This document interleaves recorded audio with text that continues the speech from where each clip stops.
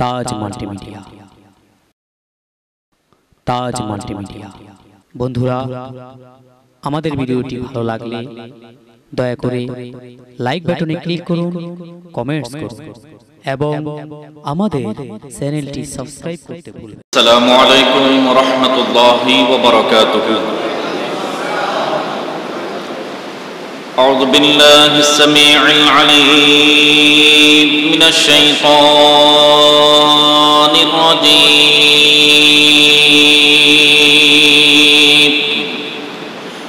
بفضل وببركة بسم الله الرحمن الرحيم الحمد لله الحنان المنان الذي خلق الإنسان وعلمه البيان والصلاة والسلام على سيد الإنس والجان وعلى آله وصحبه وأهل بيته وشهداء محبته وأولياء ملته وعلماء شريعته ومن تبعهم بالإحسان إلى يوم الجزاء. قال الله تبارك وتعالى في محكم كتابه المجيد في شان حبيبه ومحبوبه ومطلوبه تعظيما له وتوقيرا. إن الله وملائكته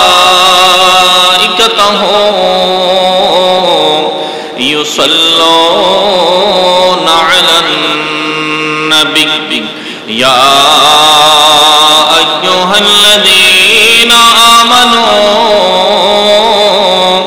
صلوا عليه وسلموا تسليما.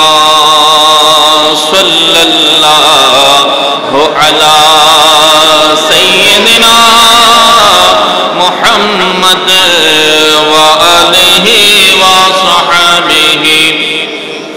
تو محبت آواز پڑھی اللہم صلی علی سیدنا مولانا محمد وعلی آل سیدنا مولانا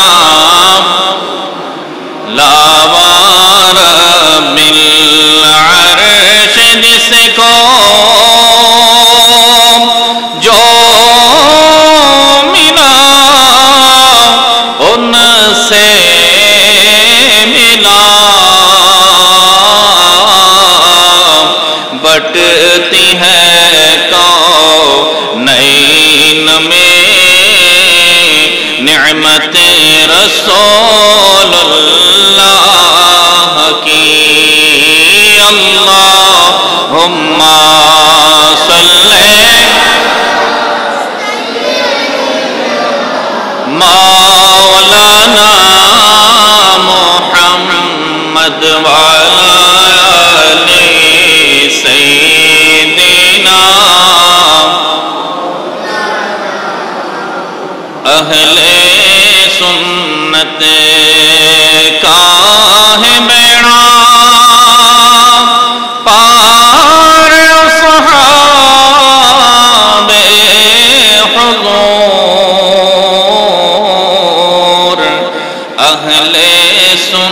جنت کا ہے بیڑا پار اصحاب حضور نجم ہے اور ناو ہے عطرت رسول اللہ کی اللہم صلی مولانا محمد وعلی آل سیدنا قال اللہ تبارک وتعالی فی محکم کتابہ المجید بسم اللہ الرحمن الرحیم وَلْتَكُن مِّنكُمْ أُمَّةٌ يَدْعُونَ إِلَى الْخَيْرِ وَيَأْمُرُونَ بِالْمَعْرُوفِ وَيَنْهَوْنَ عَنِ الْمُنكَرِ وَأُولَئِكَ هُمُ الْمُفْلِحُونَ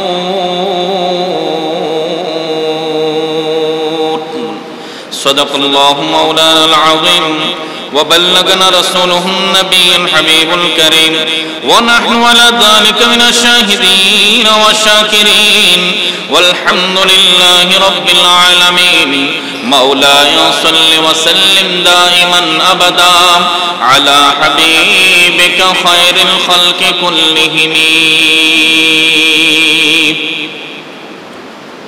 حسین جیسا شہید اعظم حسین جیسا شہید اعظم جہاں میں کوئی ہوا نہیں ہے چھری کے نیچے گلا ہے لیکن چھری کے نیچے گلا ہے لیکن کسی سے کوئی گلا نہیں ہے حسین جیسا شہید اعظم حسین جیسا شہید اعظم جہاں میں کوئی ہوا نہیں ہے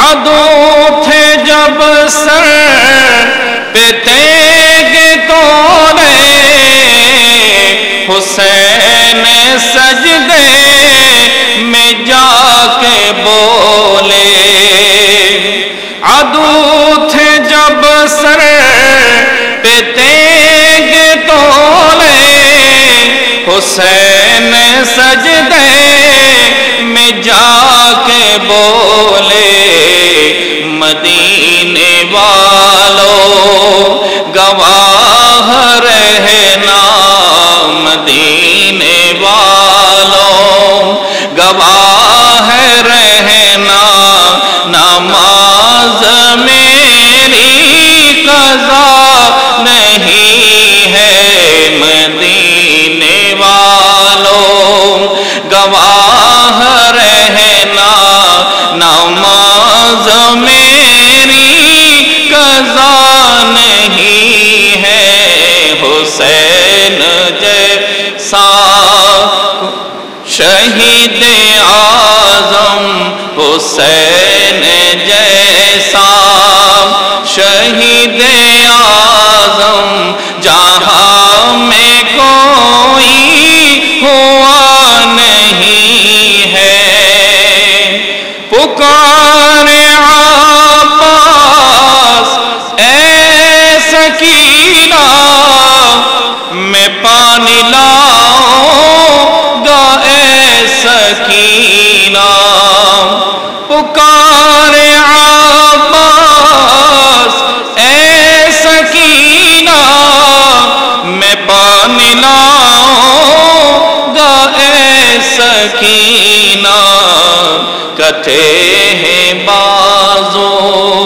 छिदा है सीना, कटे हैं बाजू, छिदा है सीना, अभी मेरा सर कटा नहीं है। हुसैन जैसा शहीद आज़म, हुसैन जैसा शहीद आज़म जहां में कोई हुआ नहीं है। अल्हम्दुलिल्लाह व शुक्रुलिल्लाह वस्सलातु वस्सलामु अला खैर खल्किल्लाह। महामहिम रब्बुल आलमीन अहकामुल हाकिमीन আল্লাহ জাল্লা মজদুহুর আলিশান দরবারে পাকে অসংখ্য অগণিত শুকরিয়া আদায় করছি রব্বুল আলামিন অত্যন্ত দয়া ও মেহেরবানি করে আজ পবিত্র মুহররমুল হারাম শরীফের মহিমান্বিত পঞ্চম দিবসে ঐতিহ্যবাহী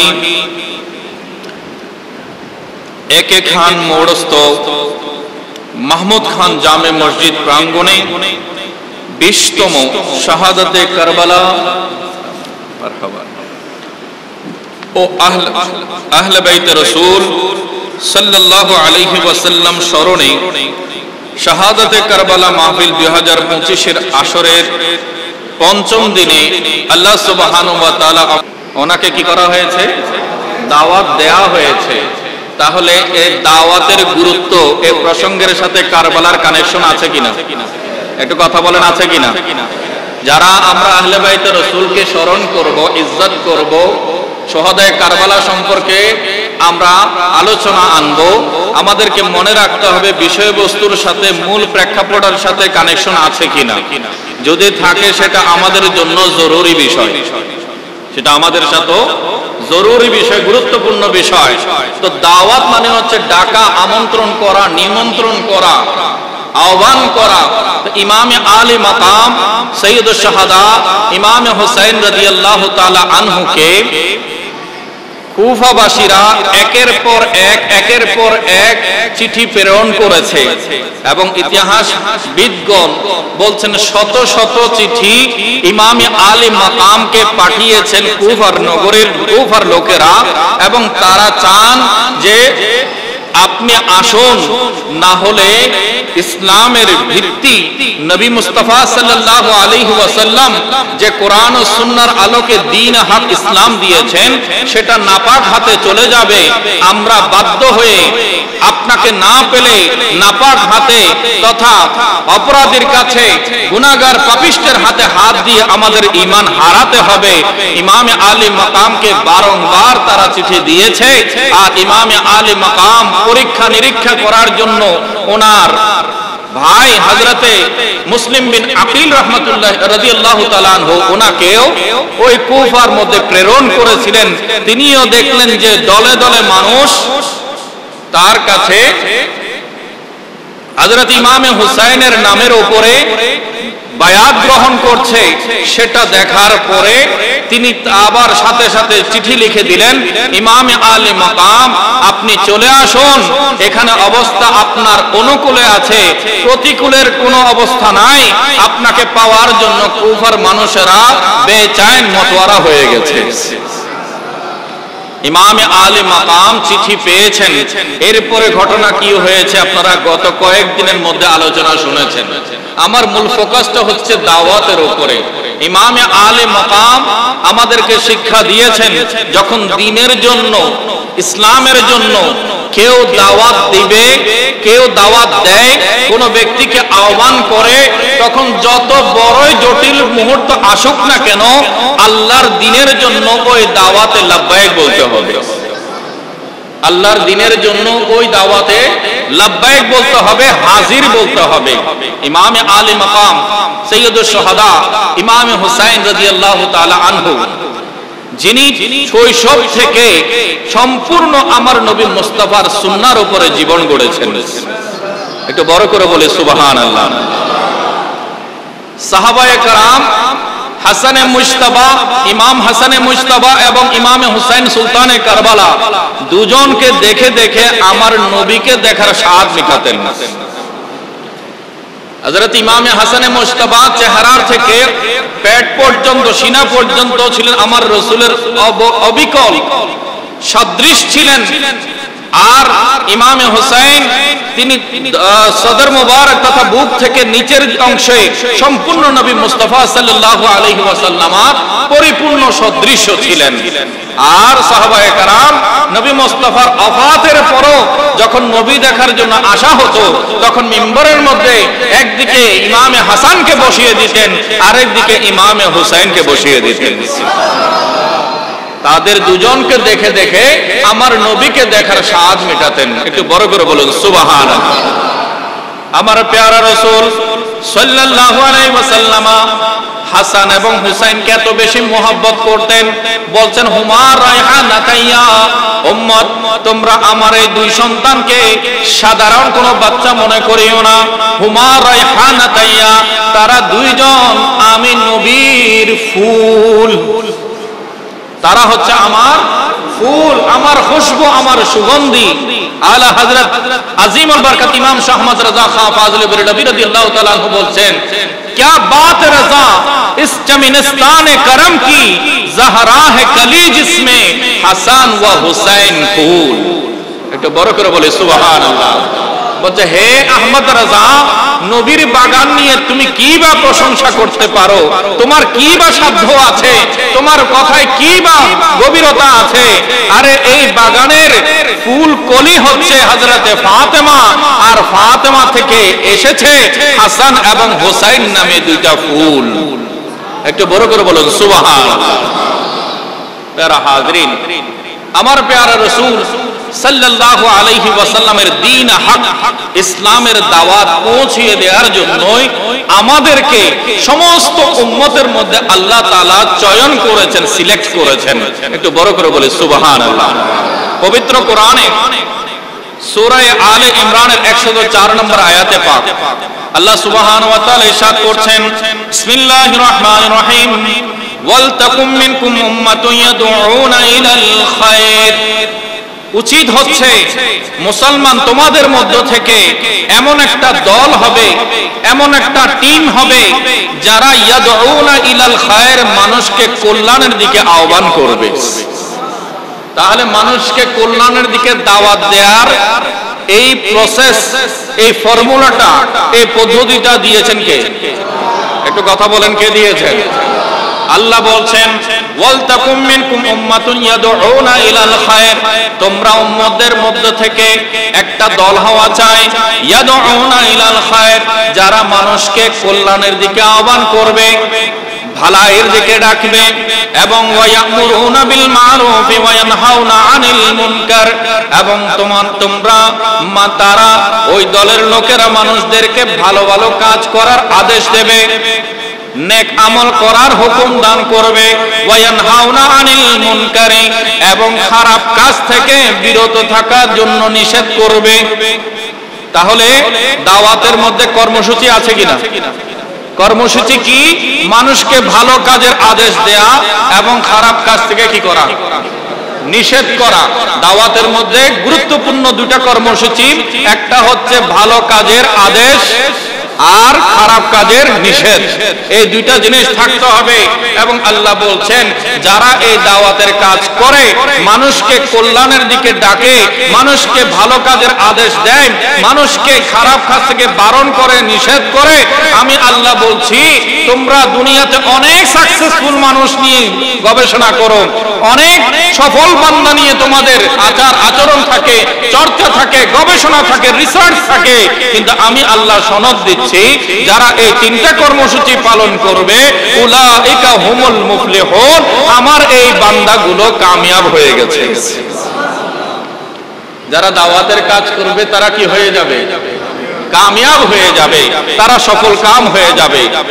এখন নবী মুস্তাফা বলছেন, মুসলিম শরীফের হাদিস, আমার প্যারা রাসূল বলছেন বাল্লিগু আন্নি ওয়ালাউ আয়া, আয় আমার উম্মতেরা শোনো শোনো, আমার কাছ থেকে যদি একটা আয়াতও শিখো সেটাও মানুষের কাছে পৌঁছিয়ে দাও। একটু বড় করে বলি সুবহানাল্লাহ। আমার কাছে যদি একটা আয়াতও শিখো, একটা হাদিসও যদি আমার কাছ থেকে জানো, তাহলে সেটা মানুষের কাছে পৌঁছিয়ে দাও। তাহলে এই হাদিস এবং আয়াতের শিক্ষা ইমামে হুসাইন জানেন কিনা? কথা বলেন, ইমামে হুসাইন জানেন কিনা? কোরআনের আয়াতের তাফসীর এবং নবী মুস্তাফার হাদিস, এই দুইটা সম্পর্কে তথ্য ইমামে হুসাইনের কাছে আছে কিনা? আছে। তাহলে উম্মতের মধ্য থেকে যারা দায়ী হবে, মানুষকে দাওয়াত দেবে, মানুষকে কল্যাণের দিকে ডাকবে, তাদের যে দায়িত্ব, ওই দায়িত্বভার ইমামে হুসাইনের জিম্মাতেও আছে কিনা? আছে। তো ইমামে আলী মাকাম, যিনি শৈশব থেকে দেখেছেন আমার প্যারা রাসূল ইসলামের প্রতিটি বিধান পুঙ্খানুপুঙ্খ রক্ষণাবেক্ষণ করার জন্য, হেফাজত করার জন্য হুকুম দান করেছেন। একটু বড় করে বলুন সুবহানাল্লাহ। আমার প্যারা রাসূল সাল্লাল্লাহু আলাইহি ওয়াসাল্লাম নিজের আওলাদগণকে নিজে আল্লাহর পরিচয় শিক্ষা দিয়েছেন। একটু বড় করে বলি সুবহানাল্লাহ। আল্লাহর পরিচয় আমার প্যারা রাসূল নিজের আওলাদগণকে শিখিয়েছেন, এবং সাথে সাথে প্রত্যেক নামাজের ওয়াক্ত যখন হতো, আমার প্যারা রাসূল সাল্লাল্লাহু আলাইহি ওয়াসাল্লাম মসজিদে যাওয়ার সময় সাথে সাথে প্রত্যেকের ঘরে ঘরে গিয়ে গিয়ে, বিশেষ করে হযরতে খাতুনে জান্নাত ফাতেমাতুজ জাহরা রাদিয়াল্লাহু তাআলা আনহার দরজায় গিয়ে কোরআন পড়তেন, আওয়াজ দিতেন, আসসালাত আসসালাত, নামাজের সময় হয়েছে, নামাজের সময় হয়েছে, নামাজের দিকে আসো, নামাজের দিকে আসো। এভাবে করে তিনি গিয়ে ঘোষণা দিয়ে আসতেন। আর ইমামে আলী মাকাম ইমামে হুসাইন রাদিয়াল্লাহু তাআলা আনহু এবং ইমামে হাসান মুজতাবা রাদিয়াল্লাহু তাআলা আনহুমা, হযরতে মাওলানা শেরে খুদা রাদিয়াল্লাহু তাআলা আনহু, ওনারা যখন নবীর আওয়াজ শুনতেন, সাথে সাথে দরজা খুলে আমার নবীর সাথে মসজিদে নববীতে রওনা হয়ে যেতেন। তাহলে দাওয়াত আমার রাসূল দিয়েছেন নবী পরিবারকে, দ্বীনের দাওয়াত নবী দিয়েছেন নিজের পরিবারকে, আর পরিবার দাওয়াত সাথে সাথে কবুল করে নিয়েছে। একটু বড় করে বলুন সুবহানাল্লাহ। ইমামে আলী মাকাম ছোট বয়স থেকে মসজিদের সাথে ওনার সম্পর্ক ছিল। মিশকাতের মধ্যে হাদিসে পাক, জুমার খুতবা দিচ্ছেন আমার প্যারা রাসূল, আর দেখা যায় কিছুক্ষণ পর পর আমার প্যারা রাসূল উপর থেকে মিম্বর শরীফ থেকে এক কদম নিচে নেমে যাচ্ছেন, খুতবা বন্ধ করে দিচ্ছেন। সাহাবায়ে কেরাম অবাক হয়ে আছেন যে এরকম কোন দৃশ্য তো আমরা রাসূল পাকের জীবনে দেখিনি। আমার রাসূল জুমার খুতবা বন্ধ করে দিচ্ছেন, আমার রাসূল জুমার মিম্বর ছেড়ে নেমে যাচ্ছেন, এর পেছনে কারণ কি? মিশকাতের মধ্যে হাদিসে পাক দেখা যায়, পেছনে যখন সবাই ফিরলেন, দেখা যায় ছোট্ট শিশু হযরত ইমামে হাসান এবং ইমামে হুসাইন, দুজন বাচ্চা মসজিদে নববীতে ছোট্ট ছোট্ট কদম বাড়াতে বাড়াতে আমার নবীর দিকে ছুটে আসছে। আমার প্যারা রাসূল সাল্লাল্লাহু আলাইহি ওয়াসাল্লাম যখন ইমামে হাসান মুজতাবা, ইমামে হুসাইন সুলতানে কারবালাকে যখন দেখলেন, আমার প্যারা রাসূল ভাবছেন আমার দিকে ছুটে আসার সময় ছোট বাচ্চারা পড়ে যাবে কিনা, ব্যথা পাবে কিনা, এতগুলো চিন্তা করে দৌড় দেওয়ার সময় একেবারে কোন ধরনের ব্যথা, পড়ে যাওয়া, এগুলো যাচ বিচার না করে দৌড় মারে। তো আমার প্যারা রাসূল বলছেন আমি বারবার নেমে যাচ্ছি, মনে হচ্ছিল যেন আমার হাসান হোসেন কেউ একজন পড়ে যাবে, ব্যথা পাবে, সেই জন্য জমিনে পড়ার আগে আগে আমি নানাজান গিয়ে ছুটে তাকে কোলে নিয়ে নিতে পারি, সেই জন্য আমি বারবার নিচে চলে আসছি। দেখা যায় আস্তে আস্তে যখন মসজিদে নববীতে চলে এসেছে, আমার প্যারা রাসূল মিম্বর শরীফ থেকে নেমে দুজনকে দুই কোলের মধ্যে নিয়ে নিয়েছেন।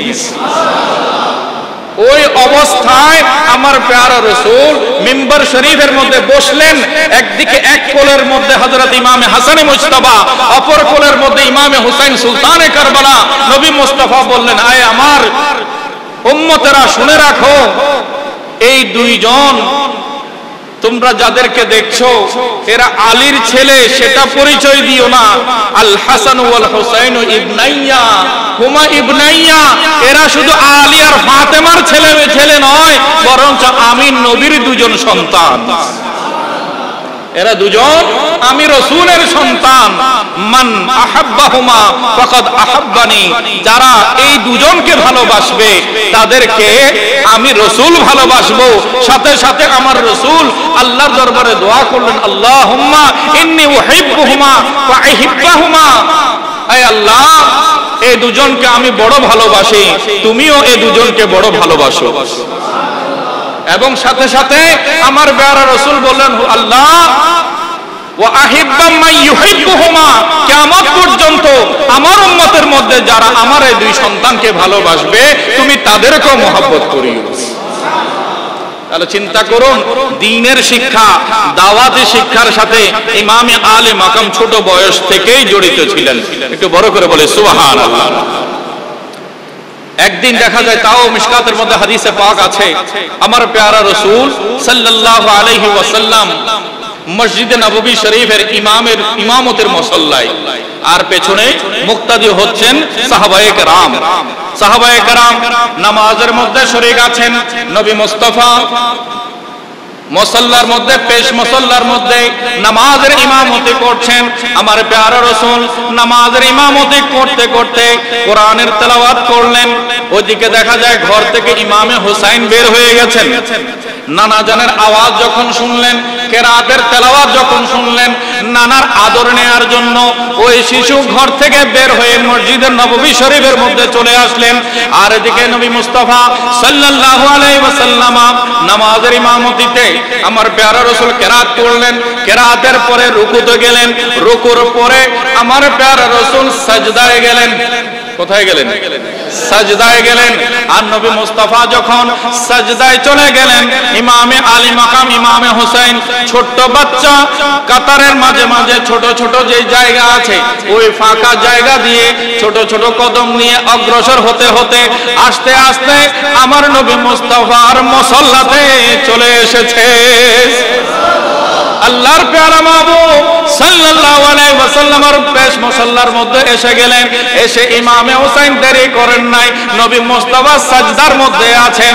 আর ইমামে হুসাইন আমার প্যারা রাসূলের গর্দান মুবারকের উপরে বসে গেলেন। রাসূল কোথায়? কথা বলেন, রাসূল কোথায়? সাজদায়। আর হুসাইন কাঁধ মুবারকের উপরে, গর্দান মুবারকের উপরে, কাঁধ মুবারকের উপরে বসা আছেন। হুসাইন যখন বসে গেছে, আমার নবী হুসাইনের উপস্থিতি অনুভব করলেন। এদিকে আমার নবী সাজদার মধ্যে পড়ছেন সুবহান রাব্বিয়াল আলা, সুবহান রাব্বিয়াল আলা, সুবহান রাব্বিয়াল আলা। তাহলে 3 বার, 5 বার, 11 বার আমার প্যারা রাসূল পড়বেন। এখন কাঁধের উপরে বসে আছেন কে? হুসাইন। এখন নবী মুস্তাফা ভাবছেন, যদি আমি মাথা উত্তোলন করি, আমি যদি মাথা উঠিয়ে নিই, তাহলে তো আমার হুসাইন পড়ে যাবে। আমি যদি মাথা উঠিয়ে নিই, তাহলে আমার হুসাইন পড়ে যাবে। এই ছোট্ট বাচ্চা ব্যথা পাবে। আমি নবী মুস্তাফা আমার হুসাইনের ব্যথা পাওয়াটা সহ্য করতে পারবো না। দেখুন, অনেক বান্দা না বুঝে বলে যে নামাজের মধ্যে রাসূলের খেয়াল করলে নাকি নামাজ নষ্ট হয়ে যাবে। একটু বড় করে বলেন নাউজুবিল্লাহ। এবং তাদের লিটারেচার, তাদের বইগুলোতে তারা লিখে গেছে যে নবীর স্মরণ যদি নামাজের মধ্যে আসে, তাহলে ওই বান্দার নামাজ নষ্ট হয়ে যাবে এবং ঘোড়া গাধার স্মরণের চেয়ে নাকি আরো নিকৃষ্ট হবে। একটু বড় করে বলুন নাউজুবিল্লাহ। প্যারা হাজরিন, বলছিলাম এখানে নামাজ পড়ছেন আমার প্যারা রাসূল, শুধু পড়ছেন না, পড়াচ্ছেন। ইমামতের মুসল্লায় আমার প্যারা রাসূল সাজদায়, আর গর্দান মুবারকের উপরে, কাঁধ মুবারকের উপরে হুসাইন। রাসূল করছেন কার ইবাদত? আল্লাহর ইবাদত। আর খেয়াল করছেন আমার হুসাইন পড়ে গেলে ব্যথা পাবে, কষ্ট পাবে। এখন কেউ কি এই ধারণা করতে পারবে যে রাসূলের নামাজ হয় নাই? কেউ যদি এটা মনে করে যে আল্লাহর রাসূলের নামাজ নষ্ট হয়ে গেছে, তার ঈমান থাকবে? কারণ কি? কারণ এই নামাজ বলি, ঈমান বলি, ইবাদত বলি, সবগুলোর মূল হচ্ছেন আমার প্যারা রাসূল। নবী না হলে কোথায় কোরআন ছিল? নবী না হলে কোথায় নামাজ ছিল? তাহলে নামাজ পাওয়া, কোরআন পাওয়া সবগুলো পেয়েছি কার ওসিলায়? নবীর ওসিলায়। তাহলে আমার প্যারা রাসূল বিশ্ববাসীকে জানিয়ে দিয়েছেন, উম্মত, আমি নবীর নামাজে থেকে আল্লাহর বান্দার খেয়াল আমার পেয়ারা আমার কলিজার টুকরা নাতি হুসাইনের খেয়াল করছি। আর তোমরা যখন নামাজ পড়বে তখন আমি রাসূলকে দেখে দেখে পড়বে, আমাকে স্মরণ করে করে পড়বে, আমাকে ইয়াদ না করা পর্যন্ত তোমাদের ইবাদত আল্লাহর দরবারে কবুল হবে না। একটু বড় করে বলুন সুবহানাল্লাহ। তাহলে আমার প্যারা রাসূল কি করছেন? হুসাইন গর্দান মুবারকের উপরে বসা, আমার রাসূল মাথা উত্তোলন করছেন না। কেন? কারণ এই মুহূর্তে যদি আমি মাথা উঠাই আমার হুসাইন পড়ে যাবে, সে ব্যথা পাবে। गिरने नहीं देते हैं कंधों से नवासे को, बरकर बोले मरहबा। गिरने नहीं देते हैं कंधों से नवासे को, क्या खूब के नबियों का सुल्तान हुसैनी है। একটু বড় করে বলে সুবহানাল্লাহ। বাহ্যিক ভাবে সাহাবায়ে কেরাম যখন দেখছেন আমার প্যারা রাসূল সাজদা লম্বা করে দিয়েছেন, দীর্ঘ করে দিয়েছেন, দেখা যায় আমার প্যারা রাসূল পড়ছেন সুবহান রাব্বিয়াল আলা, সুবহান রাব্বিয়াল আলা, সুবহান রাব্বিয়াল আলা। পড়তে পড়তে যতক্ষণ পর্যন্ত হুসাইন নবীর গর্দান মোবারক, নবীর কাঁধ মোবারক থেকে নিচে নেমে যান নাই, ততক্ষণ পর্যন্ত আমার প্যারা রাসূল সাজদা থেকে মাথা উঠান নাই। মুহাদ্দিসিনে কেরাম বলছেন ওই সাজদাতে আমার প্যারা রাসূল এক দুইবার নয় 72 বার সুবহান রাব্বিয়াল আলা পড়েছিলেন। আর সেই দিন রক্ষা করার জন্য, সেই নামাজকে রক্ষা করার জন্য ইমামে হুসাইন সুলতানে কারবালা সপরিবারে কারবালার ময়দানে গিয়েছেন।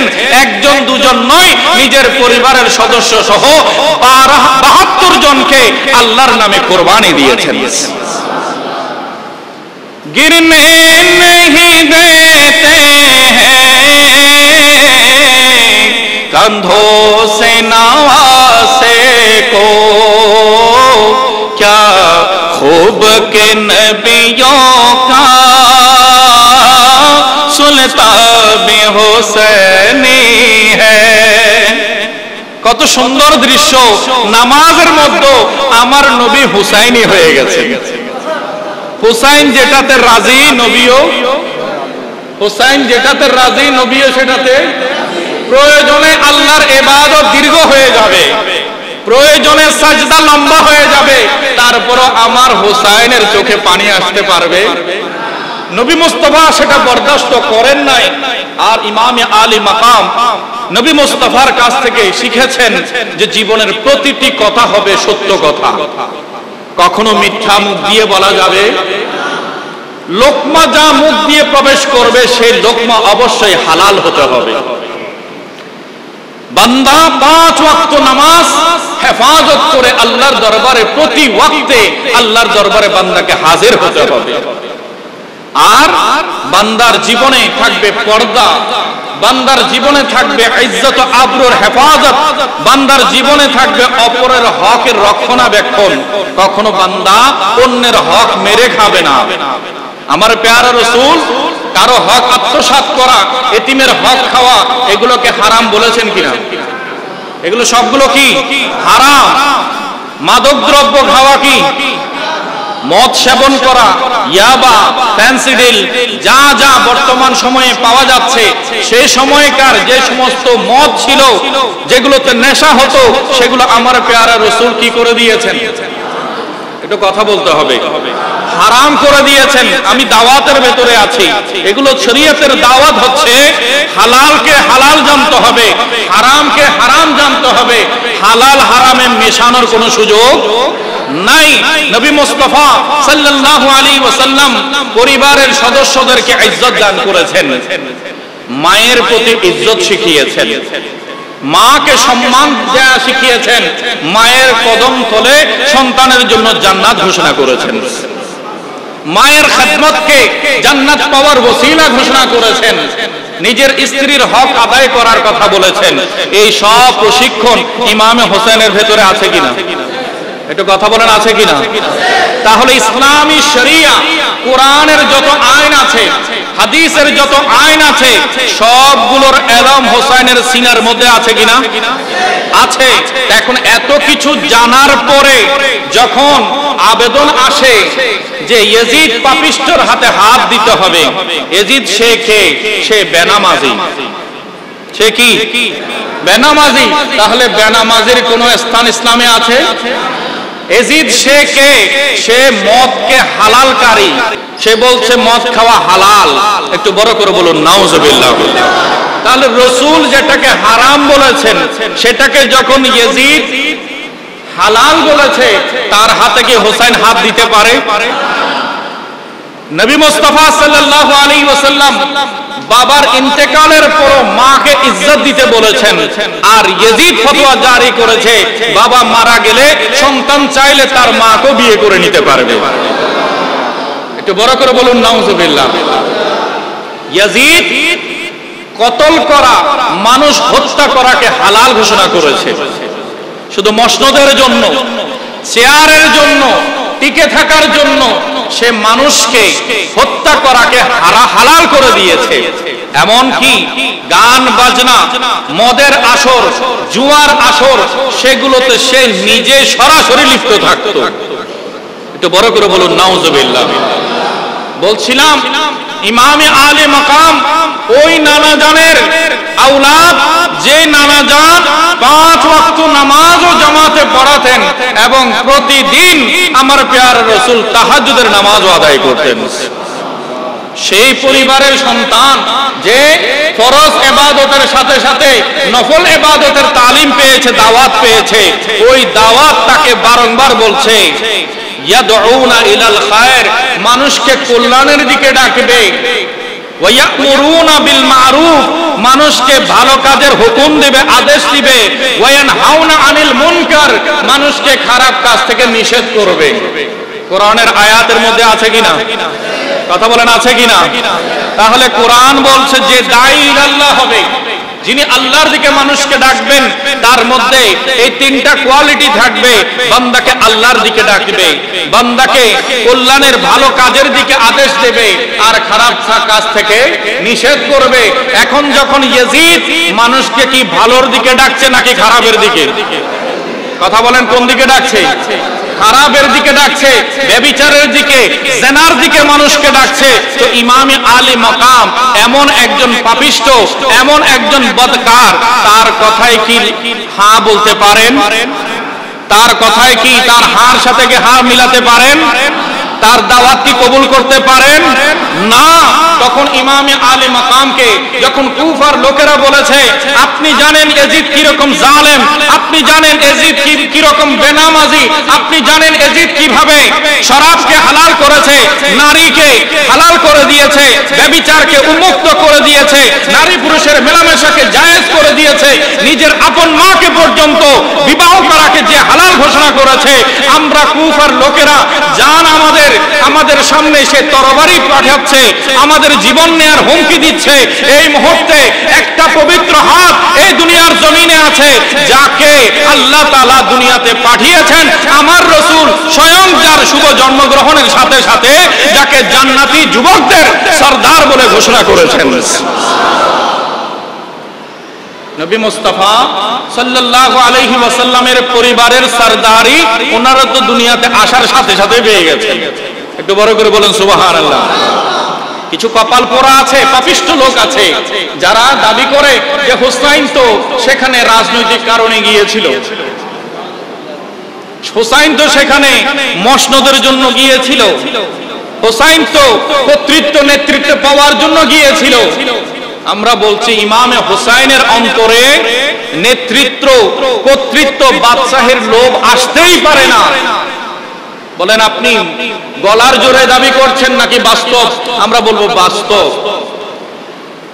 ইমামে হুসাইনের নানা জান আমার প্যারা রাসূল, যাকে আল্লাহ তাআলা সাইয়্যিদুল আম্বিয়া করে পাঠিয়েছেন, সমস্ত নবীদের সরদার, সমস্ত নবীগণের সরদার আমার প্যারা রাসূল, ইমামে হুসাইনের আম্মা জান হযরত খাতুনে জান্নাত ফাতিমা জাহরা তিনি কে?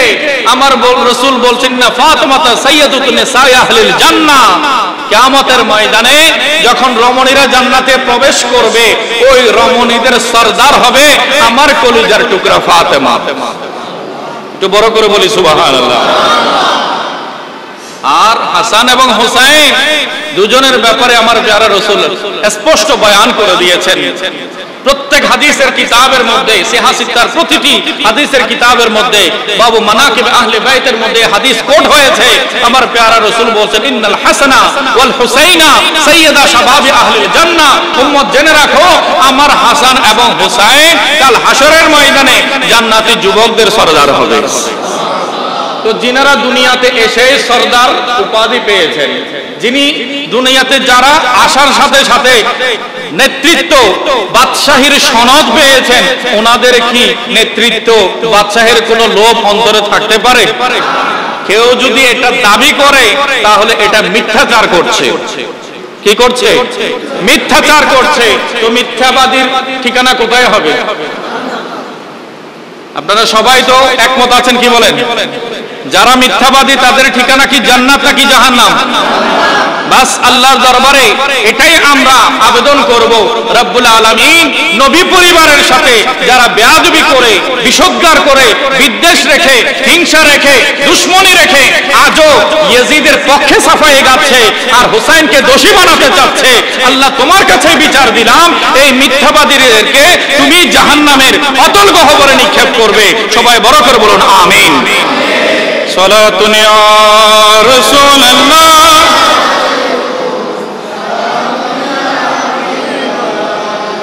সৈয়দুল কাওনাইন খতমুল মুরসালিন আখির আমদ বুদ ফখরুল আউয়ালিন সালাতুন ইয়া।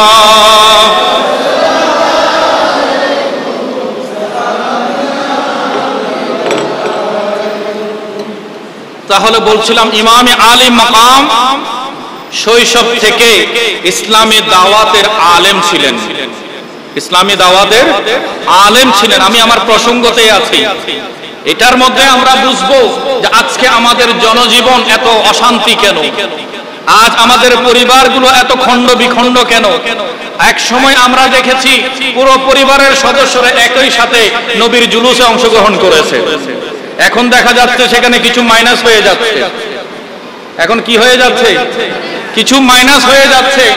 এক সময় দেখেছি শুহাদায়ে কারবালার চাঁদ, মুহররমুল শরীফ, মুহররমুল হারাম শরীফ যখন এর চাঁদ উদয় হয়েছে, মানুষ দলে দলে, এখানে তো এলাকার মসজিদে অংশগ্রহণ করেছে, আবার জাতীয় মসজিদ জমিয়তুল ফালাতেও ছুটে গিয়েছে। গিয়েছে কিনা? কেন? তাদের প্রেম, তাদের ভালোবাসা, তাদের মহব্বত তাদেরকে কেউ বেঁধে রাখতে পারেনি, দমিয়ে রাখতে পারেনি। আওলাদ রাসূলের আলোচনা যেখানেই হয়েছে তারা সেখানে শরীক হওয়াটাকে নিজের জীবনের জন্য মহা সাফল্য মনে করেছে। এখন যদি কোনো পরিবর্তন অবলোকন হয়, দেখা যায়, তাহলে বুঝতে হবে আমাদের দাওয়াতের মধ্যে কিছু গ্যাপ তৈরি হয়েছে। আমরা নিজেরা নিজেদের দায়িত্ব পালনে অবহেলা করছি। যে অবহেলাটা ইমামে হুসাইন করেন নাই, ইমামে আলী মাকাম ইমামে হুসাইন কারবালার ময়দানে ছোট্ট মাসুম 6 মাসের দুধের বাচ্চা আলী আসগরকে সহ নিয়ে গেছেন। নিয়ে গেছেন কিনা? সেখানে কি যুদ্ধ করতে গিয়েছিলেন? যুদ্ধ করার জন্য এত ছোট্ট বাচ্চা কেউ নিয়ে যায় না। বলছিলাম ওই যে দাওয়াত দিয়েছেন, মুঝে কো ফাওয়ালো मुसाफिर न समझो, मुझे को फवालो मुसाफिर न समझो, मैं आया नहीं हूँ बुलाया गया हूँ, मेहमान बना कर सताया गया हूँ, मेहमान बना कर सताया गया हूँ, मैं प्यार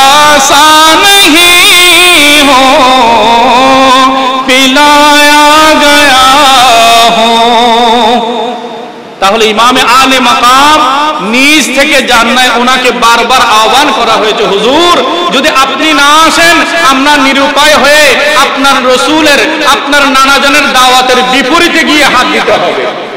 আপনি ইসলামের দাওয়াত রক্ষা করার জন্য, ইসলামের আদর্শ রক্ষা করার জন্য আমাদের কাছে আসুন। আর যদি আপনি না আসেন, কাল কিয়ামতের ময়দানে যদি আপনার নানা যান সৈয়দুল মুরসালিন আমাদেরকে জিজ্ঞাসা করেন, তখন আমরা বলবো আমরা তো হোসাইনকে বারবার আহ্বান করেছিলাম, হোসাইন আসে নাই। যদি হোসাইন আসতো, হোসাইনের হাতে আমরা হাত দিতাম। এখন হোসাইন না আসার কারণে নিরুপায় হয়ে আমরা ইয়াজিদের হাতে হাত দিয়েছি। এভাবে করে তারা বড় ইমোশনাল, বড় কঠিন কঠিন বাক্য তাদের চিঠির মধ্যে লিখে ইমামে আলী মাকামকে দাওয়াত দিয়েছিলেন।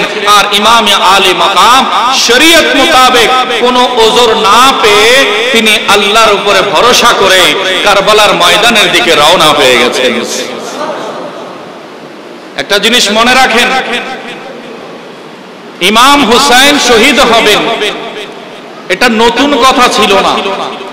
উনি যেদিন শুভ জন্মগ্রহণ করেছেন, হাদিসের কিতাব মিশকাতের মধ্যে হাদিসে পাক আছে, আমার প্যারা রাসূল সাল্লাল্লাহু আলাইহি ওয়াসাল্লাম উম্মে আইমানকে বললেন, এবং হযরত জিবরিল আমিন এসে আমার প্যারা রাসূলকে বললেন, হুজুর আপনার সন্তান হুসাইন দুনিয়াতে শুভাগমন করেছে, কিন্তু আপনার উম্মতেরা একদিন কারবালা নামক স্থানে আপনার এই সন্তানকে শহীদ করে দেবে। যেদিন দুনিয়াতে এসেছেন সেদিনেই ঘোষণা হয়েছে তিনি কি হয়ে যাবেন। একটু কথা বলেন, কি হয়ে যাবে? শহীদ হয়ে যাবেন। যেদিনে ওনার নাম রাখা হয়েছে, যেদিনে আমার প্যারা রাসূল আদর করেছেন, যেদিনে আমার প্যারা রাসূল তার কানে আযান দিয়েছেন, তাকবীর শুনিয়েছেন, আমার প্যারা রাসূল নিজের লোয়াবে দাহান দিয়ে তার তাহনিক করেছেন, সেদিনেই আমার প্যারা রাসূল জানেন যে আমার এই সন্তানকে আমার উম্মতেরাই নির্মমভাবে শহীদ করে দেবে। এখন প্রশ্ন জাগে, নবী মুস্তাফা দোয়া করলে তো দোয়া কবুল হয়ে যায়, কি বলেন? নবীর দোয়া আল্লাহর দরবারে কি কবুল? সবাই বলে নবীর দোয়া আল্লাহর দরবারে কবুল। হযরত মাওলা আলী শেরে খুদা রাদিয়াল্লাহু তাআলা আনহু জান্নাতি 10 সাহাবীর একজন, যাকে আমার প্যারা রাসূল নিজের ভাই বলেছেন, নিজের সাথী বলেছেন, নিজের সাথে মাওলাইয়াতের মধ্যে একত্র করেছেন, সেই হযরতে আলী মুর্তজা উনি যদি দোয়া করেন ওই দোয়া কবুল কিনা? আর ইমামে হুসাইনের আম্মা জান হযরতে ফাতেমাতুজ জাহরা রাদিয়াল্লাহু তাআলা আনহা উনি যদি দোয়া করেন ওই দোয়া কবুল কিনা? কবুল। তাহলে দেখেন, ইমামে হুসাইনের বড় ভাই হযরত ইমাম হাসানে মুজতাবা উনি দোয়া করলে দোয়াও। আচ্ছা, নবী মুস্তাফার সামনে এতজন সাহাবী, হযরত সাইয়েদনা আবু বকর সিদ্দিক, হযরত ওমর ফারুক আযম, হযরত ওসমান ইবনে যুন্নুরাইন, হযরত আব্দুল্লাহ ইবনে আব্বাস, হযরত আব্বাস, এভাবে হযরত তালহা, হযরত আব্দুল্লাহ ইবনে মাসউদ, আব্দুল্লাহ ইবনে আমর, আব্দুল্লাহ ইবনে ওমর, এভাবে করে নবী মুস্তাফার অসংখ্য লক্ষ লক্ষ সাহাবায়ে কেরাম, এনারা যে কেউ একজন দোয়া করলে দোয়া, যে কোনো একজনে যদি আল্লাহর দরবারে হাত তোলেন দোয়া কবুল। কিন্তু কেউ হুসাইনের শাহাদাত না হোক, হুসাইন বেঁচে থাক, হুসাইনের উপরে জুলুম না হোক, হুসাইনের শরীর কেটে না নেওয়া হোক, হুসাইনের রক্ত যেন না ঝরে, এভাবে করে কেউ দোয়া করেন নাই, কেউ দোয়া করেন নাই। এর মধ্যে ইমামে হুসাইনের শিশুকাল গেল, সবাই জানে হুসাইন শহীদ হবে। ইমামে হুসাইন তরুণ হলেন, যুবক হলেন, সবাই জানে হুসাইন কি হবে। একটু আমাকে সহযোগিতা করবেন। আমি আপনাদেরকে দাওয়াতের মূল কনসেপ্ট আপনাদেরকে বোঝানোর জন্য এই কথাগুলো বলছি। এগুলো খুব সহজ কথা, কিন্তু এগুলো যদি আমাদের মাইন্ডসেটে বসে তাহলে আমরা বুঝে যাব আজকে শুহাদায়ে কারবালা মাহফিলের কেন দরকার আছে। এই প্রয়োজনটা আমাদের অনুভব করা দরকার আছে কিনা।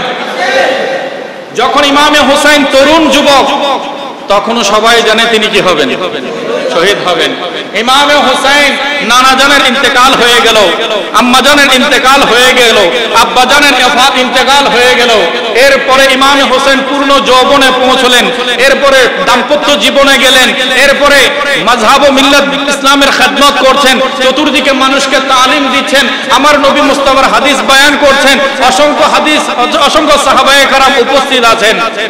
সবাই জানে হুসাইন কি হবেন, শহীদ হবেন।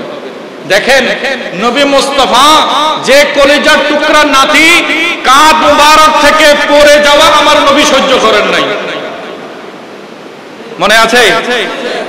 কাঁধ মুবারক থেকে নামাজ অবস্থায় কাঁধ মুবারক থেকে হুসাইন পড়ে যাবে, আমার নবী সেটা সহ্য করেন নাই।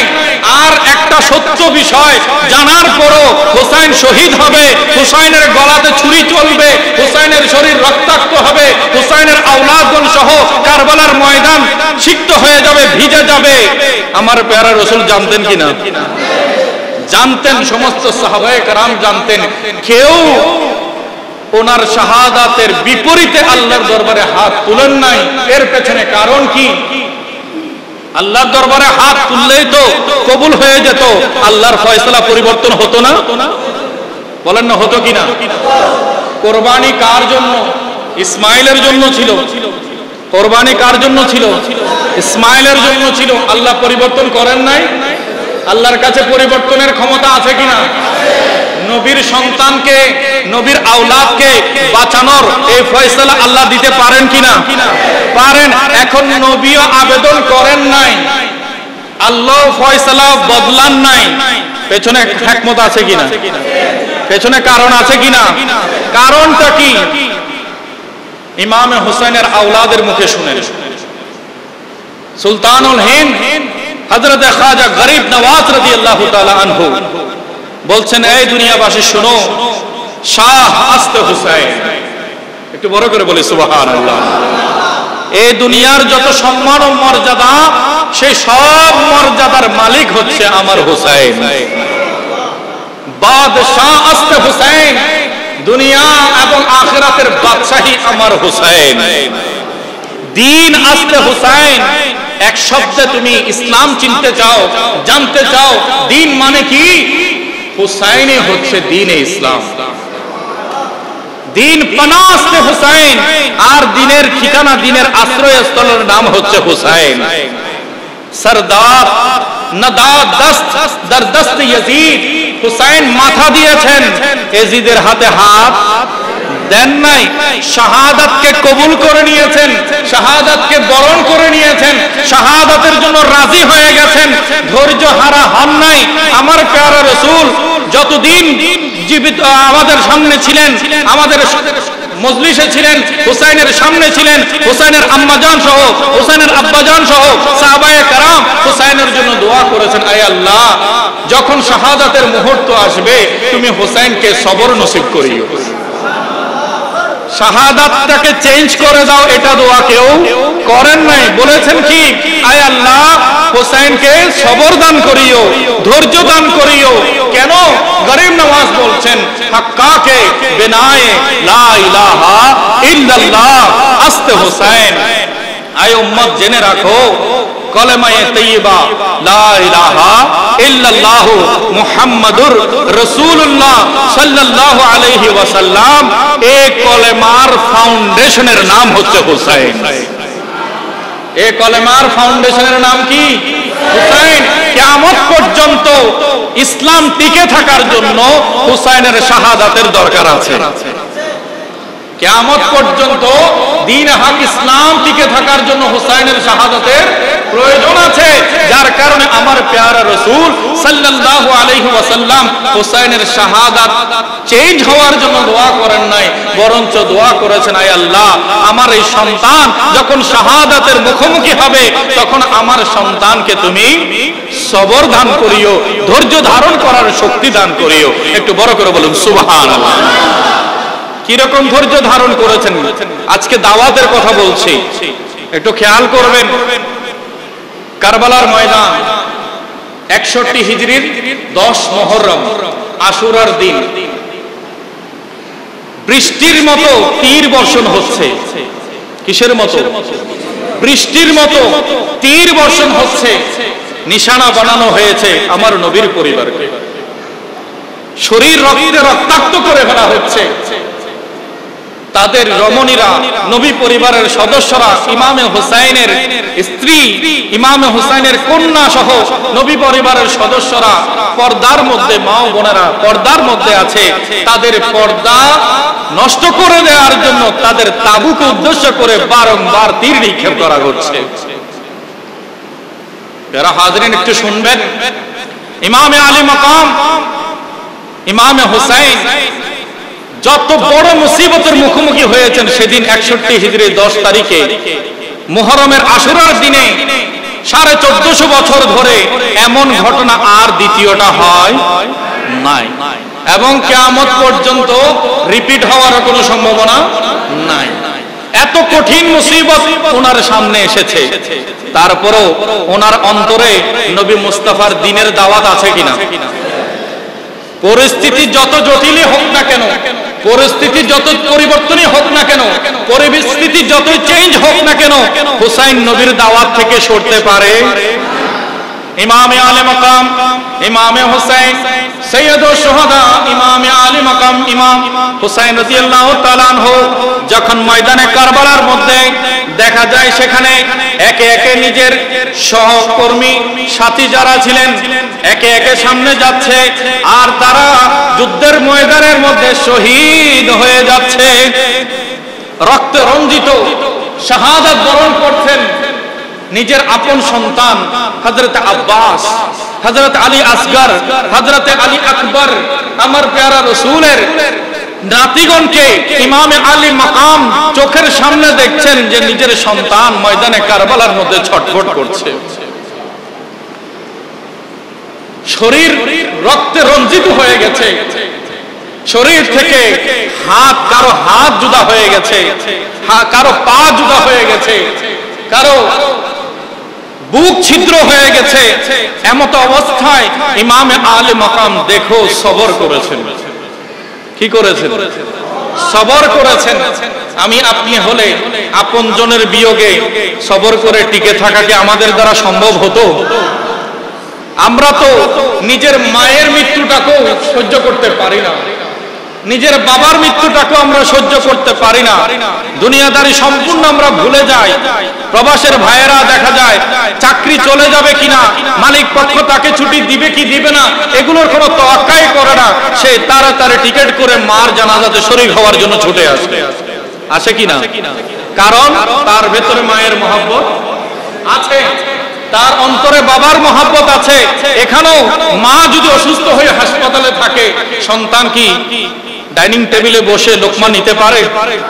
কথা বলে নিতে পারে? কেন? তার অন্তর বারবার কাঁপতে থাকে, আমার মা আইসিইউতে আছে, আমার মা বিছানায় হসপিটালের বেডের মধ্যে শুয়ে আছে, আমার বাবা শুয়ে আছে, আমার ছেলে শুয়ে আছে, আমার আপনজন শুয়ে আছে, তাদেরকে ফেলে আমি কিভাবে মজার খাবার গ্রহণ করব? সে দেখা যায় কয়েক লোকমা হয়তো জোর করে তাকে দেয়া হয়, কিন্তু এরপরও সে আর ওই খাবার গ্রহণ করতে পারে না। কারণ আপনজনের মহব্বত আল্লাহ তাআলা সৃষ্টিগতভাবে আমাদের অন্তরে ঢেলে দিয়েছেন। একটু বড় করে বলেন সুবহানাল্লাহ। হযরত ইমামে আলী মাকাম ইমামে হুসাইন রাদিয়াল্লাহু তাআলা আনহু দেখছেন নিজের সন্তান শহীদ হয়ে গেছে, নিজের আওলাদ শহীদ হয়ে গেছেন, নিজের সাথী ওনারা শহীদ হয়ে গেছেন। এই দৃশ্য দেখার পরও তিনি সবর করছেন। জোহরের ওয়াক্ত হয়ে গেছে, জুমার দিন ছিল, ওনারা যেহেতু মুসাফির ছিলেন ওনাদের জন্য জুমা ফরজ ছিল না। তো শরীয়ত মোতাবেক মাসালা হচ্ছে যারা মুসাফির থাকেন ওই সময় ওনারা জোহরের নামাজ আদায় করবেন। কি নামাজ আদায় করবেন? জোহরের নামাজ আদায় করবেন। এবং মুসাফির অবস্থায় 4 রাকাত নামাজ, কয় রাকাত? 2 রাকাত করে পড়বেন। এটা শরীয়তের ফয়সালা। আরেকটা মাসালা শুনেন, শরীয়তের মধ্যে নামাজ কাজা হয়ে যাওয়ার বা নামাজ কাজা করার অনুমতি, এই ব্যাপার যখন আলোচনা হয়, দেখা যাচ্ছে বান্দা যদি কঠিন মুসিবতে পড়ে যায়, সে যদি মসজিদে আসে বা নামাজের মুসল্লায় দাঁড়ায়, শত্রুপক্ষ এসে তাকে আক্রমণ করার সম্ভাবনা আছে, তার জীবনের হুমকি আছে, প্রাণের ঝুঁকি আছে। এমত অবস্থায় শরীয়ত তাকে জায়েজ দিয়েছে সে স্বাভাবিক নিরাপদ অবস্থা পর্যন্ত নামাজের জন্য অপেক্ষা করতে পারবে। নামাজ ওই ওয়াক্ত তার কাজা হলো, এটা তার জন্য দোষণীয় হবে না। কারণ নামাজের ফরজের আগে তার জান বাঁচানোটা কি ফরজ। সে যদি বেঁচে থাকে ওই অনাদায়ী কাজা নামাজটা আবার পুনরায় পড়ার সুযোগ আছে কিনা? কথা বলেন আছে কিনা? আছে। তাই যদি বেশি মুষলধারে বৃষ্টি হয়, বন্যা হয়ে গেছে, চতুর্দিকে পানি হয়ে গেছে, কোথাও সাজদা দেওয়ার জায়গা নাই, আগুন লেগে গেছে, ধাউ ধাউ করে আগুন লাগছে, তখন এলাকাতে অবস্থান করা কঠিন হয়ে গেছে, পালিয়ে যে বেড়াচ্ছে বান্দা, তখন তার উপরে নামাজ কাজা করার জন্য সেটা শরীয়ত তার জন্য জায়েজ রেখেছে। শরীয়ত তার জন্য কি রেখেছে? জায়েজ রেখেছে। অর্থাৎ এমন কোন পরিস্থিতি যেটাতে জীবন, সম্পদ, নিজের অস্তিত্ব এগুলো যদি হুমকির মুখে এসে যায়, তখন বান্দা নামাজ কাজা করতে পারবে, পরবর্তী সময়ে ওই নামাজ সে আদায় করতে পারবে। এখন ইমাম হুসাইনের সামনে যে পরিস্থিতি, একটু শরীয়তের আলোকে হিসাব মিলিয়ে দেখেন তো।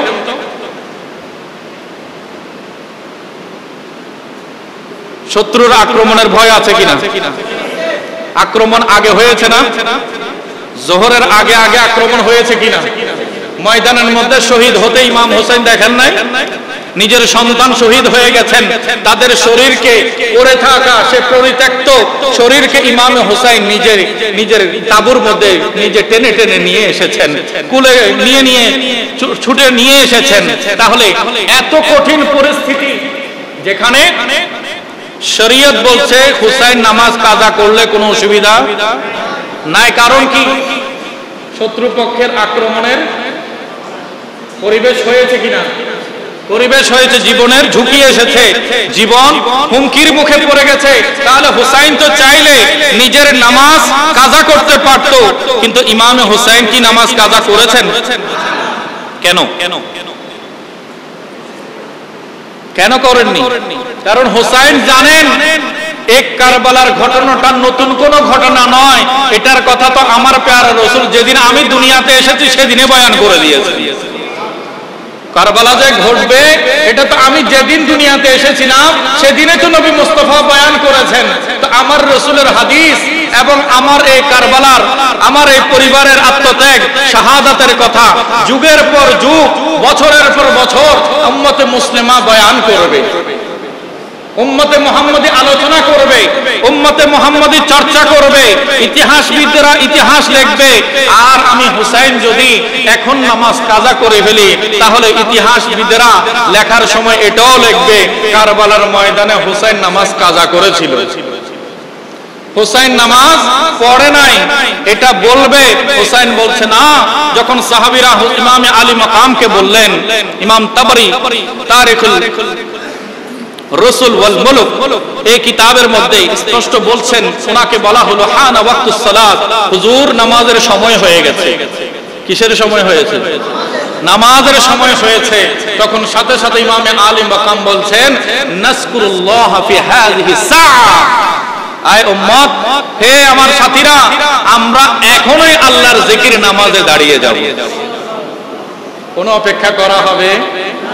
নামাজের ওয়াক্ত হয়েছে, কোন অজুহাত সামনে আনা যাবে? ইমামে আলী মাকাম আমাদেরকে কি শিক্ষা দিচ্ছেন? আমরা তো পেটে একটু ব্যথা লাগলে নামাজ ছেড়ে দিই, মাথায় একটু ব্যথা লাগলে বিশ্রাম করার নামে কয় ওয়াক্ত আমার ওই বিছানার মধ্যে চলে যায়। আমাদের কিন্তু সেদিকে কোনো নজর থাকে না। মা বাবা কেউ যদি মারা যায় এত বেশি আপসেট হয়ে যায়, এদিকে যে নামাজ চলে যাচ্ছে সেদিকে কোনো খবর নাই।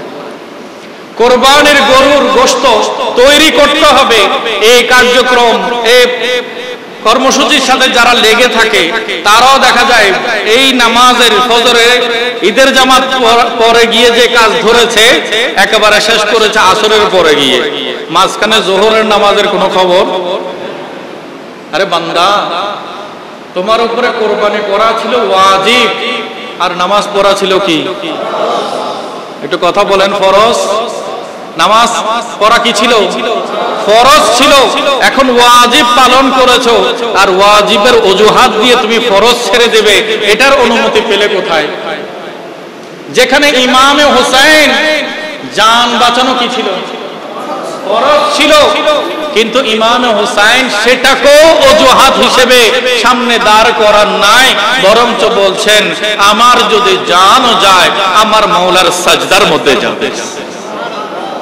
তিনি নবী মুস্তাফার দাওয়াতকে অন্তরে ধারণ করেছেন, বিশ্ববাসীকে পয়গাম দিলেন, জেনে রাখো হুসাইন কারবালার ময়দানে ছিল, হুসাইন নিজের নামাজকে কাজা হতে দেয়। আদো थे जब सर पे थे तोले, हुसैन सजदे में जाके बोले, बरोबर बोले सुभान अल्लाह।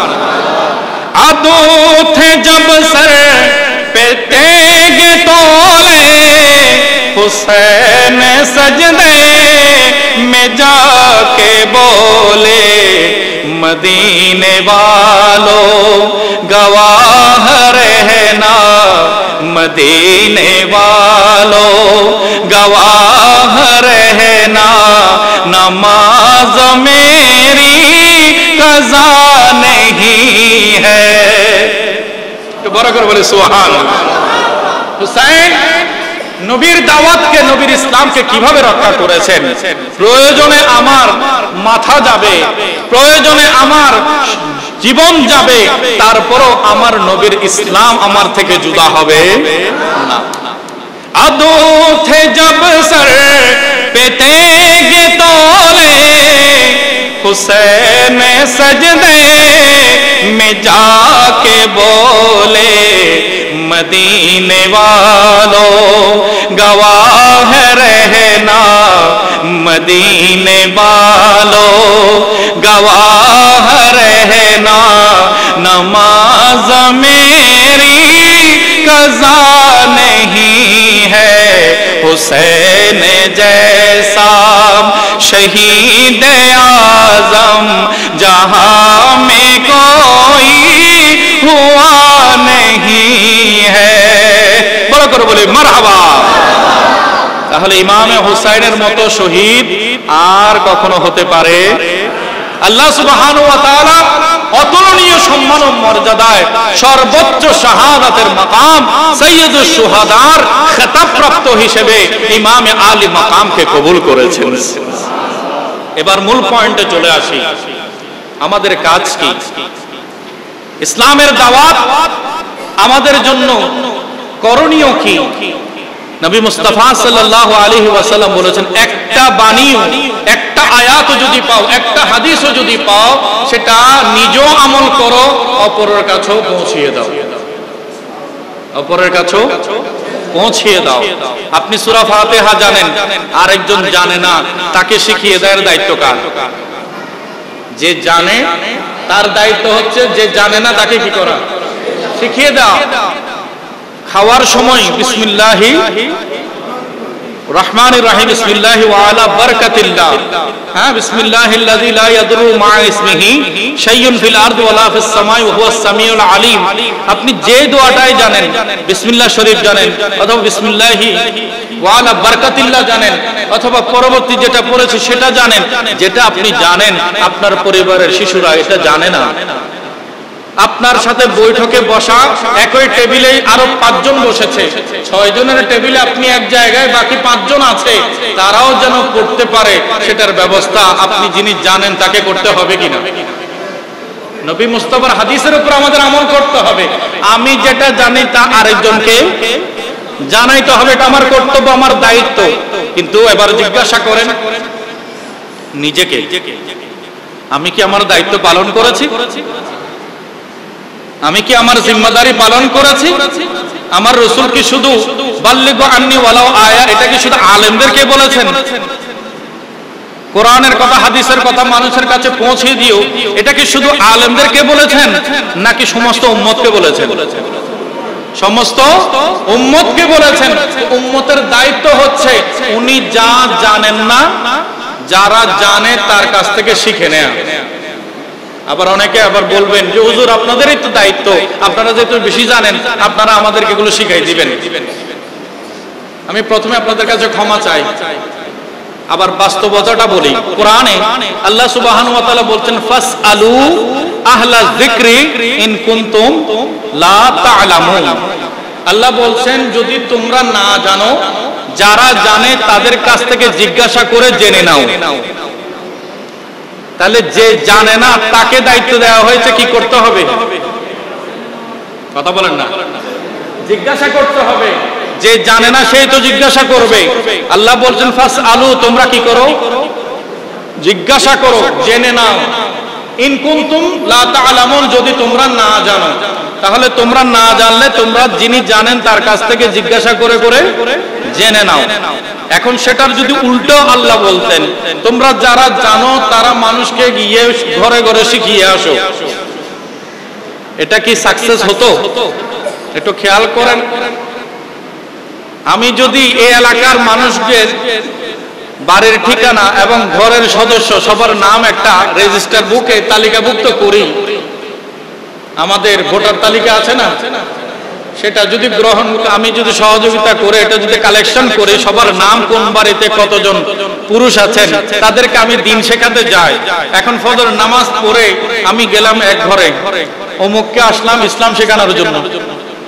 কি শেখানোর জন্য? ইসলাম শেখানোর জন্য, কলেমা শেখানোর জন্য, কোরআন শেখানোর জন্য, নামাজ শেখানোর জন্য। অমুকের কাছে গেলাম, বেল দেওয়ার পরে ভেতরে জিজ্ঞাসা করবে যে আপনি হুজুর কি জন্য এসেছেন? আমি এসেছি অমুককে দিন শেখানোর জন্য। আল্লাহ কোরআনে বলেছেন আমাকে দিন শেখাইতে, আমি দিন শেখাতে আসলাম। ভেতর থেকে বলবো উনি তো ঘরে নাই, চাকরিতে চলে গেছে, উনি তো অফিসের ডিউটিতে গেছে। আরেক জায়গায় বলবে উনি তো ব্যবসায় গিয়েছেন, উনি তো দোকানে গিয়েছেন। আবার বলবেন যে উনি অসুস্থ। বিভিন্ন রকমের কথা রিপ্লাই আসবে কিনা? তাহলে আল্লাহ সুবহানাহু ওয়া তাআলার হুকুমের মধ্যে হিকমত আছে কিনা? যারা জানে তারা যদি সবাইকে head to head, person to person শিখাতে যায়, এই শেখানোর কার্যক্রমটা সাকসেস হবে না। কিন্তু আল্লাহ তাআলা বলেছেন যারা জানে তাদের থেকে জেনে নাও। তো আমরা জানি আমাদের মসজিদের খতিব সাহেব ইসলাম সম্পর্কে জানে, জানে কিনা?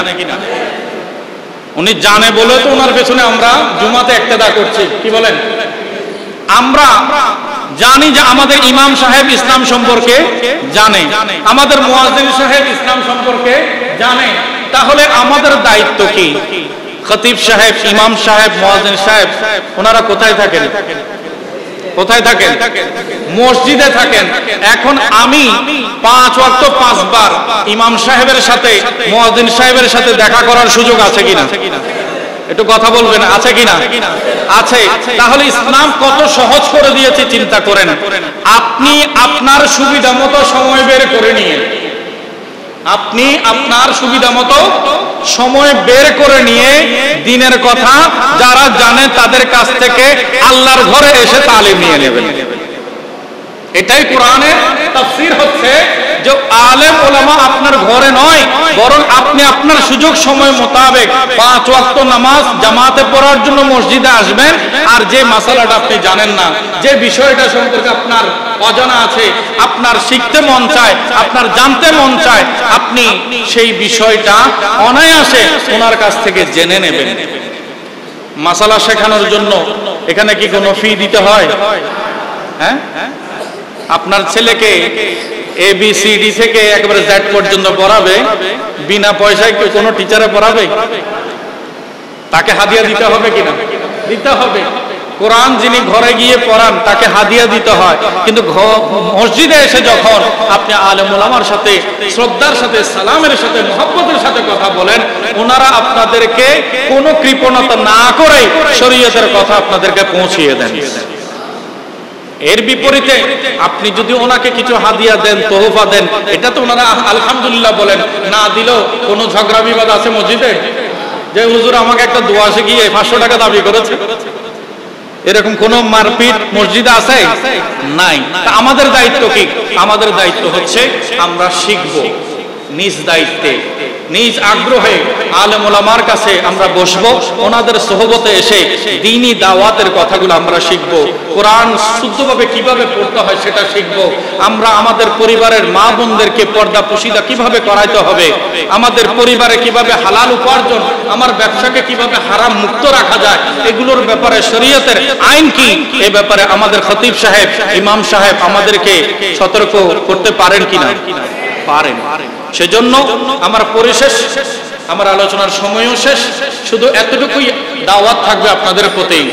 ইমামে হুসাইন নিজে প্র্যাকটিক্যালি শরীয়তের দাওয়াত গোটা বিশ্ব মুসলিম উম্মাহকে কিয়ামত পর্যন্তর জন্য দিয়ে গেছেন যে পরিস্থিতি যতই কঠিন হোক না কেন নামাজ ছাড়া যাবে। পরিস্থিতি যতই কঠিন হোক না কেন অন্যায় ব্যক্তিকে সাপোর্ট করা যাবে, জালেমকে সাপোর্ট করা যাবে, বেনামাজিকে সাপোর্ট করা যাবে, সুদখোর, নেশাখোর, হ্যাঁ ব্যভিচারী আর নিজের পরিবার তথা অপরের সম্পদ আত্মসাৎকারী, মানুষকে অন্যায়ভাবে হত্যাকারী কোন জালেমকে কোনোভাবে সাপোর্ট দেয়া যাবে না। ইমামে হুসাইন কারবালার প্রতিটি কদমে কদমে নবীর দাওয়াতকে এস্টাবলিশ করে গেছেন। আমাদেরকেও ইমামে হুসাইনের আমরা আজ বসেছি স্মরণ করার জন্য। কি করার জন্য? ব্যানারে লেখা আছে আহলে বাইতে রাসূল সাল্লাল্লাহু আলাইহি ওয়াসাল্লাম স্মরণে। এটা কিন্তু খুব গুরুত্বপূর্ণ একটা শব্দ। আহলে বাইতে রাসূল সাল্লাল্লাহু আলাইহি ওয়াসাল্লাম স্মরণে। আমরা শোক করি না। অনেকে মনে করে যে মুহররম মাস শোকের মাস। এটা ইসলামের কথা নয়, এটা তাদের ব্যক্তিগত বানোয়াটি কথা। ইসলামে শোক হচ্ছে কয়দিন? 3 দিন। একজন বান্দা ইন্তেকাল করলে তার ইন্তেকালের কয়দিন? 3 দিন শোক। চতুর্থ দিন আমরা চতুর্থ দিনের ফাতিহা করি। স্বাভাবিকভাবে আমরা সবাই একত্রিত হয়ে কোরআন পড়ে দুরূদ পড়ে বান্দার জন্য ইসালা সাওয়াবের দোয়া করি এবং জানিয়ে দিই যে আজকে থেকে আমরা স্বাভাবিক জীবনে চলে আসছি। আমাদের পরিবারে আর কোনো শোক নাই। তো শোক নাই এটা বোঝানোর জন্য আমরা একটা ইসালে সওয়াবের মাহফিলের ব্যবস্থা করি, যেটার কারণে গরিব দুস্থ অসহায়রা ভালো খাবার খেতে পারে আর মইয়তের আমল নামায় আমরা নেকি পাঠাতে পারি। একটু বড় করে বলি আলহামদুলিল্লাহ। তাহলে শোক পালন হয় শরীয়তে কয়দিন? 3 দিন। স্ত্রীর জন্য 4 মাস 10 দিন। আগদে থাকা স্ত্রীর জন্য কয় মাস? 4 মাস 10 দিন। এটা কোরআনে আল্লাহ আইন করে দিয়েছেন। তো স্ত্রী 4 মাস 10 দিন আর বাকি ওই মাইয়াতের পিতা মাতা হোক, ভাই হোক, বোন হোক, ছেলে মেয়ে হোক, আত্মীয় স্বজন হোক, তার কাছের দূরের যে যেখান থেকে হোক না কেন শোক উদযাপন করতে পারবে কয়দিন? 3 দিনের পরে স্মরণ করবে। 3 দিনের পর থেকে কি করবে? স্মরণ করবে। একেবারে কিয়ামত পর্যন্ত ওই বান্দার কি হতে পারে? স্মরণ হতে পারে। আমরা মুহররম মাসে শুহাদায়ে কারবালাকে স্মরণ করি। শুহাদায়ে কারবালাকে স্মরণ করি, ওনাদের শিক্ষাগুলো গ্রহণ করি। এখানে একটা গুরুত্বপূর্ণ কথা আমি বলে ফেলেছি। যত আয়োজন ইন্তজাম করে স্মরণ করা হয়, যত আয়োজন ইন্তজাম করে প্রস্তুতি নিয়ে স্মরণ করা হয়, তত বেশি আন্তরিকতা দিয়ে অনুসরণ করা হয় না। বুঝাতে পারলাম? অনুসরণ দরকার আছে কিনা? শুধু কি স্মরণ করব? হুসাইন রাদিয়াল্লাহু তাআলা আনহুর শাহাদাতের কথা স্মরণে আসা মাত্রই চোখ ভিজে যায়। এটা আমাদের আওলাদ রাসূলের প্রতি মহব্বতের কারণে আমাদের অন্তরে ক্ষরণ হয়, আমাদের চোখের পানি আসে, সেটা ঠিক আছে।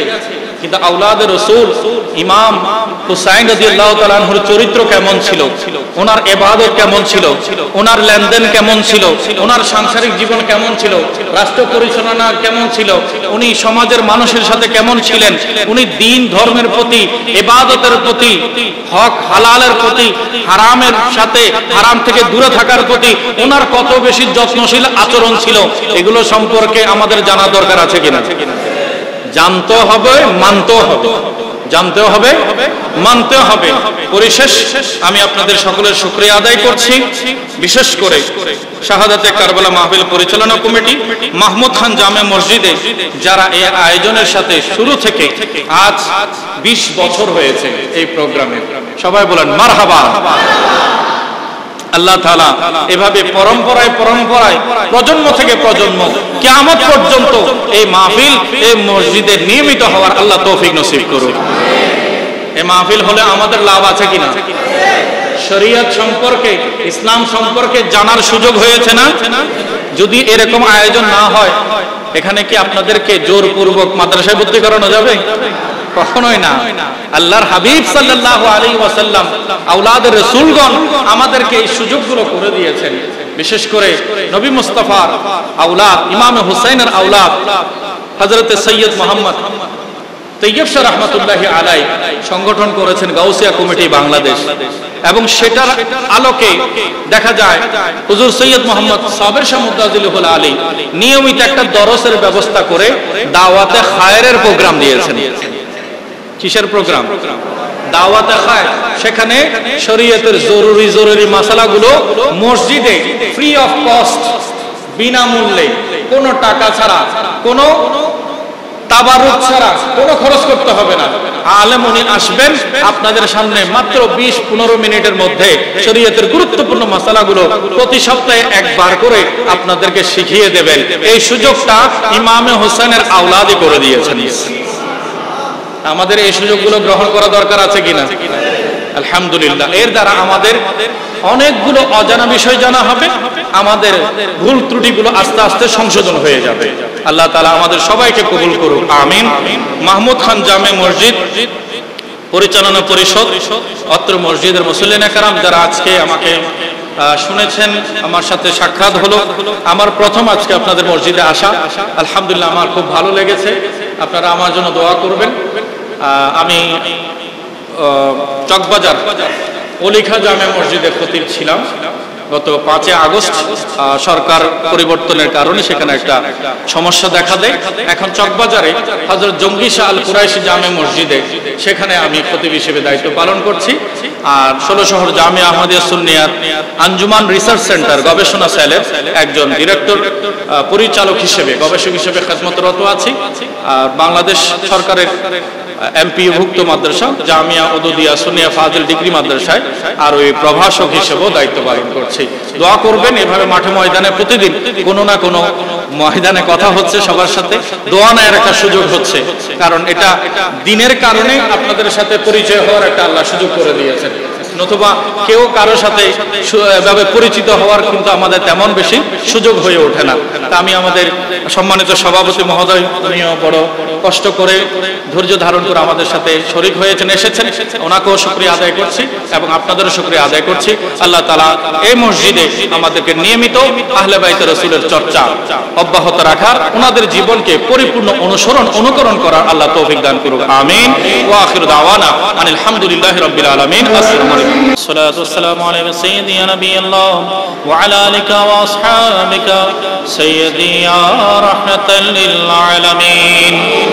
ربنا فاغفر لنا ذنوبنا وكفر عنا سيئاتنا وتوفنا مع الأبرار.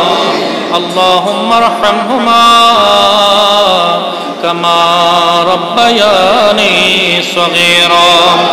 किस चीज़ की कमी है मौला तेरे गली में, किस चीज़ की कमी है मौला तेरे गली में, दुनिया तेरी गली में, उक़बा तेरे गली में, मौत हयात मेरी दोनों तेरे लिए है, मौत हयात मेरी दोनों तेरे लिए है, मरना तेरी गली में, जीना तेरी गली में।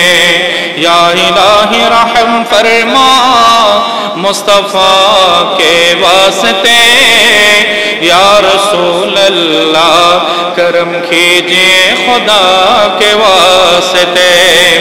मुश्किलें हल कर शहे मुश्किल कुशा के वास्ते, करबलाए रद शहीदे करबला के वास्ते। से थे।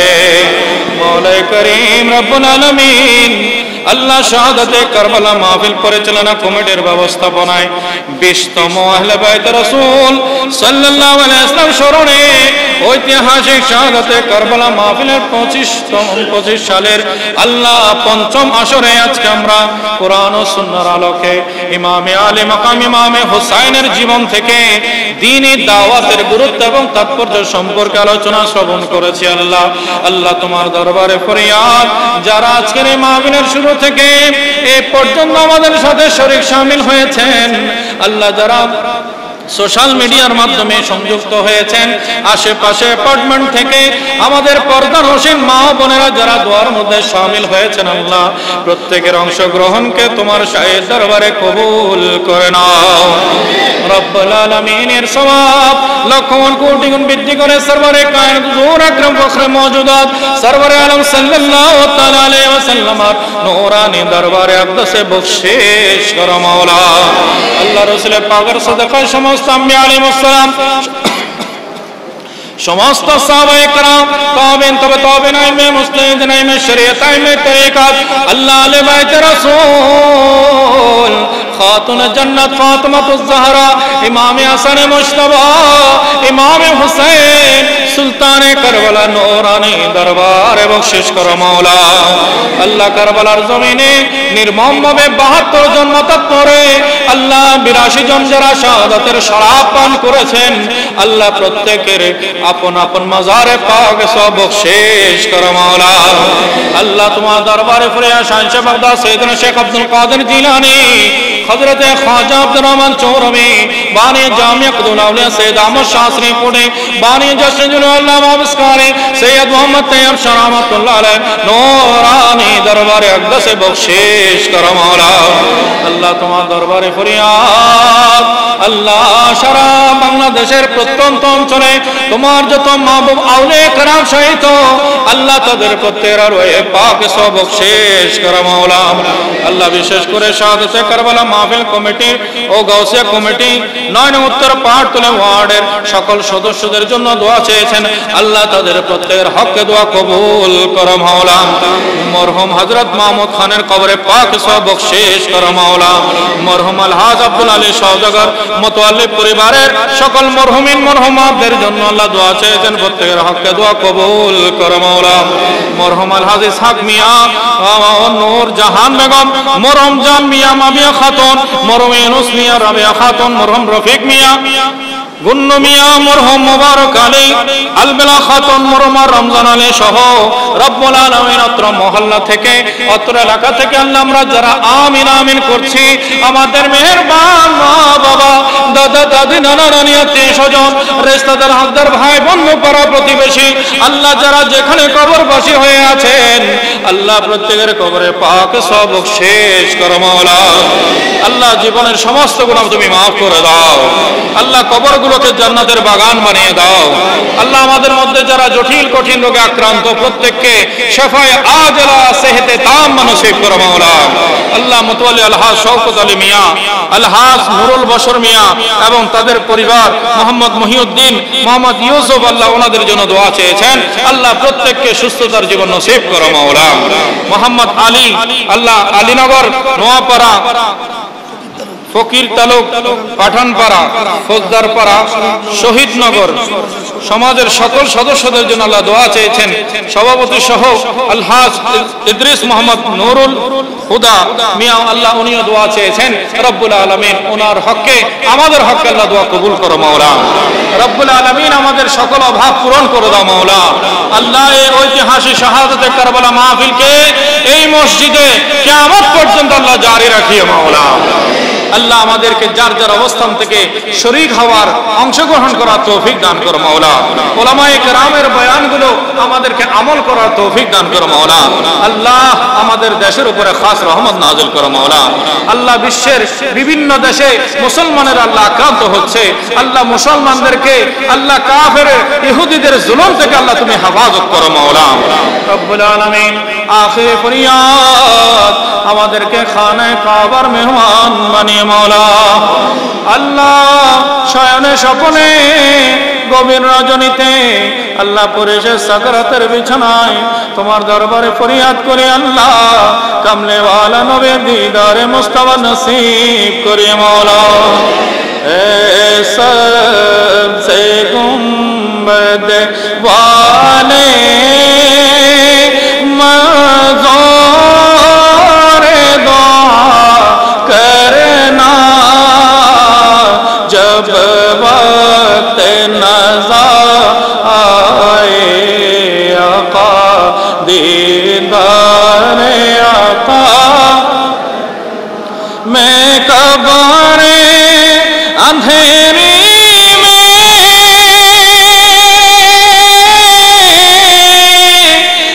घबराऊंगा जब तन्हा इमदाद मेरी करने आ जाना रसूल अल्लाह रोशन मेरी तुरबत को लिल्लाह ज़रा करना जब वक्त नज़ा आए आका दीदार आका करना वसल्लल्लाहु तआला अला नबील करीम وعلى آله وصحبه وعلى مجموعة أجمعين اللهم اجعل آخر كلامنا عند سكرة الموت شهادة لا إله إلا الله محمد رسول الله السلام عليكم